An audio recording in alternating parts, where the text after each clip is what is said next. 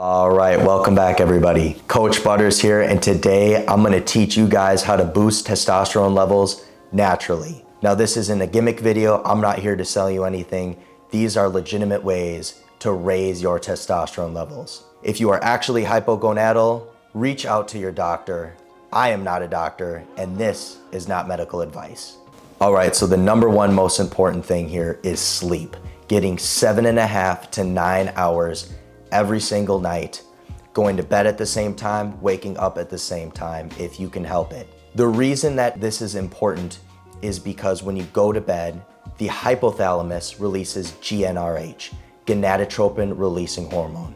This tells the pituitary gland to produce LH and FSH, luteinizing hormone and follicle stimulating hormone.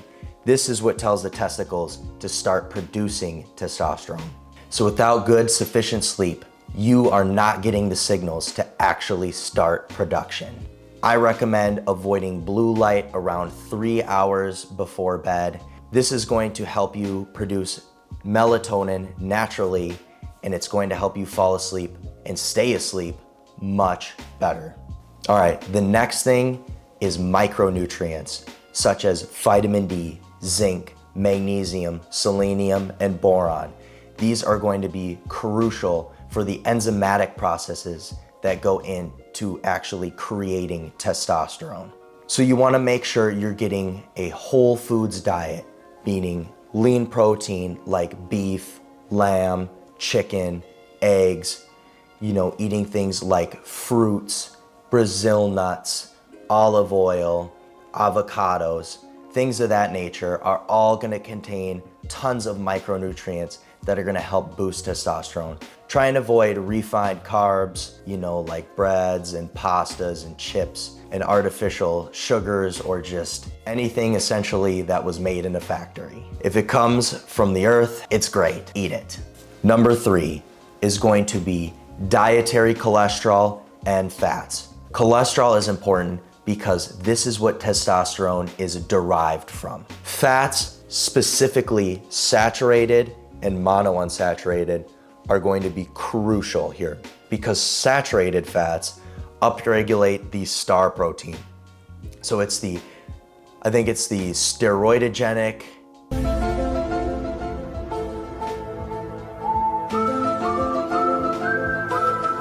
one second. It is the steroidogenic acute regulator protein.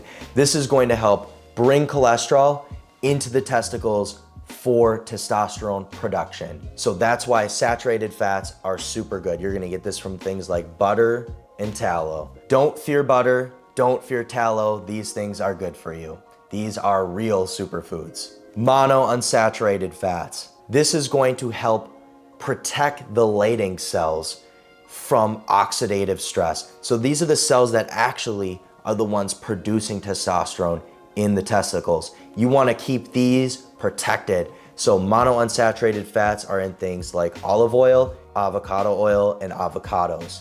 Make sure you're not necessarily cooking with olive oil because it can easily oxidize, but feel free to put it on a salad or sprinkle it over, your food of choice. Combine these 3 fats daily and you're gonna have an excellent environment for testosterone production. Next on the list is stress. Now, stress can be good. Stress can be a motivator, but chronic stress is going to compete directly with testosterone production. So it's important to practice things like meditation and mindfulness, and take time for yourself to do something you love and take those stress levels down a notch. Cortisol also inhibits those pulses I was talking about earlier, the GnRH, LH, and FSH. So if you're constantly stressed out, you're not gonna be getting as strong of signals. All right, so last thing on the list here is exercise. Doing heavy compound lifts that you can move safely is going to boost testosterone. Things like deadlifts, bench press, and squats, and sprints are all going to boost your testosterone levels acutely, meaning directly after the exercise. Exercise also helps with fat loss.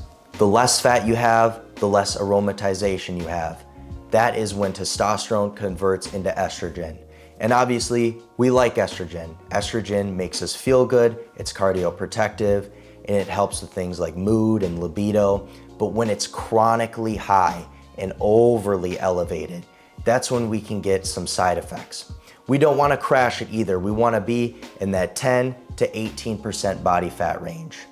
Lastly, exercise helps us adapt to stress better, meaning we're not going to get as stressed when a stressor comes our way. This is why it's important to exercise daily, at least 5 days out of the week. I guarantee it, when you incorporate daily exercise routines, you are going to notice that you adapt much better to the stressors that come your way.